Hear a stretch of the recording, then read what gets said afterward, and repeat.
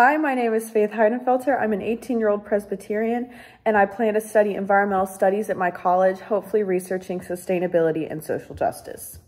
I am pleased to introduce you to author, educator, and environmental activist Bill McKibben. His 1989 book, The End of Nature, is regarded as the first book for a general audience about climate change and has appeared in 24 languages.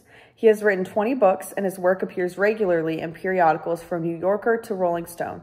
He serves as the Schumann Distinguished Scholar in Environmental Studies at Middlebury College, as a Fellow of the American Academy of Arts and Sciences, and he has won the Gandhi Peace Prize as well as honorary degrees from 20 colleges and universities.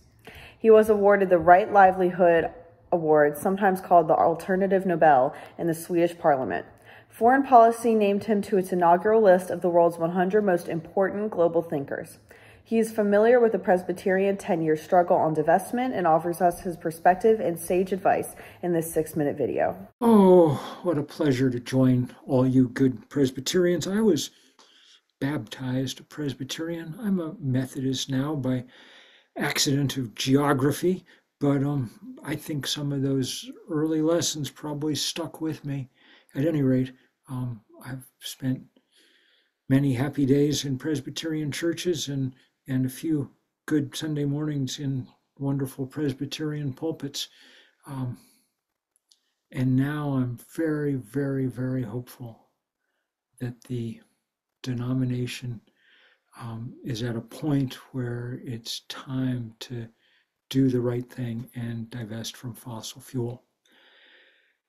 Many, many denominations and other institutions took that decision a decade ago.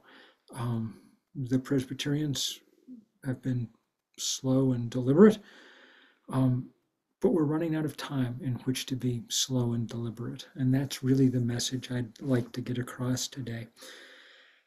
We're clearly at the brink of the climate crisis. 2023 was the hottest year in the last 125,000 years.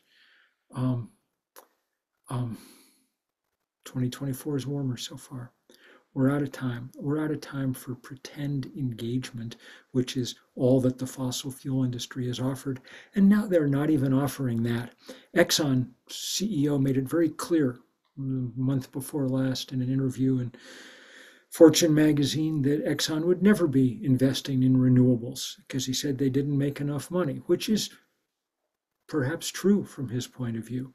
Look, the good Lord set up our planet in such a way that the sun delivers energy for free every day when it rises above the horizon. If you're Exxon, that's a bad business model because you got rich making people pay for a new delivery every month. But for all the rest of us, it's a beautiful, beautiful reality. One that, among other things, will allow poor countries to stop going into huge debt and allow our low-income and moderate-income neighbors to stop paying such huge percentages of their income for heat and light. But we won't get where we need to go unless we can somehow overcome the political power of the fossil fuel industry. And by staying invested with them, you are helping that political power.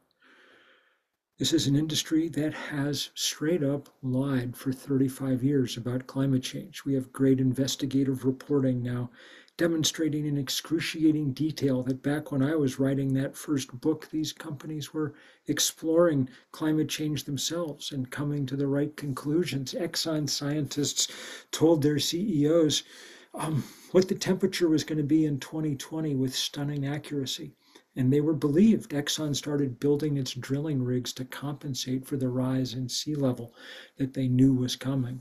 But what they didn't do was tell the rest of us. Instead, they built this architecture of deceit and denial and disinformation that continues to this day.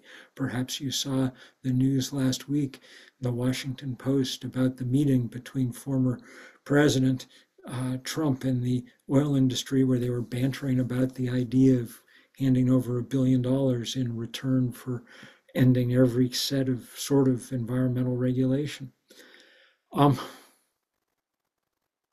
It's time to take a stand, the same stand that Pope Francis has taken, and the Unitarians and the Episcopalians, and that secular institutions, Harvard and Oxford and Cambridge and the University of California, and so many others have taken, all people with very highly paid and highly skilled investment professionals to make sure it wasn't going to cause them damage, and it hasn't caused them damage. Fossil fuel has underperformed the rest of the economy over the last decade, and they will over the next decade because new technology, sun, wind, batteries are coming.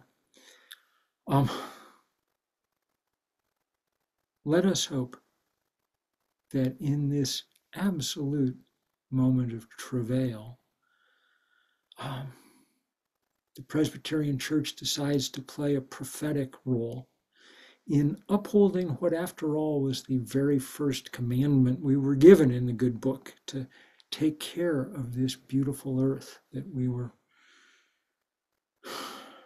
granted the right to be born onto. We haven't taken good care of it. It's in worse shape than when we found it, and getting worse fast. But we have still the power to keep it from getting worse than it must. And a large part of that is some willingness to stand up to the powers and the principalities of our time, which have names like Exxon and Chevron. And I very, very much hope that you will, and I hope that you will do it now. The final thing I will just say is, the worst thing you could do is just delay and push it out a while and wait another year. We've run out of years. Physics comes with timelines. That's how God made our world. So respect them, pay some attention. And thank you all so much for your leadership in so many ways, in solidarity and in faith. I look forward to see the steps that you take.